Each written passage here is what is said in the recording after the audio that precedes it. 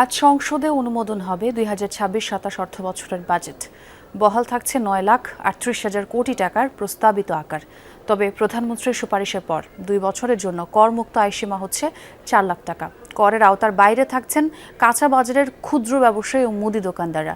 ১১ June অর্থমন্ত্রী আমির Khasru Mahmud Chowdhury budget প্রস্তাব উত্থাপনের পর ১৮ দিনের নানা দিক নিয়ে আলোচনা হলো। গতকাল সোমবার অনুমোদন পায় নতুন অর্থ বছরের অর্থ বিল।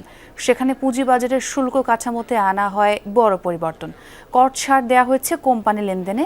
ফ্ল্যাট ও প্লট কেনার ক্ষেত্রে কালো টাকা সাদা করার বিধান নিয়ে বিতর্ক তৈরি হওয়ায় এই সিদ্ধান্ত বাতিলের পরামর্শ দেন প্রধানমন্ত্রী। একই সঙ্গে বন্টননামা রেজিস্ট্রেশনে লাগবে না টিন। আজ সংসদের সুনির্দিষ্টকরণ প্রস্তাব অনুমোদনের মাধ্যমে পাশ হবে বাজেট। এখন চলছে ছাঁটাই প্রস্তাব নিয়ে আলোচনা। অংশ নিচ্ছেন সংসদ সদস্য ও অর্থমন্ত্রী। আগামীকাল থেকে কার্যকর হবে নতুন এই বাজেট। এই সরকারের যে কোনো এক্সপেন্ডিচারের পেছনে ভ্যালু ফর মানি হচ্ছে প্রাইমারি একটা ক্রাইটেরিয়া। এছাড়া সরকারের নির্বাচন ইশতেহারের সাথে মিল রেখে সরকারি ব্যয় ও প্রকল্প ব্যয়ের পারফরমেন্স অডিট বাস্তবায়নের মাধ্যমে সরকারি ব্যয়ের জবাবদিহিতা বৃদ্ধি করার জন্য এই বাজেট প্রদান করা হয়েছে।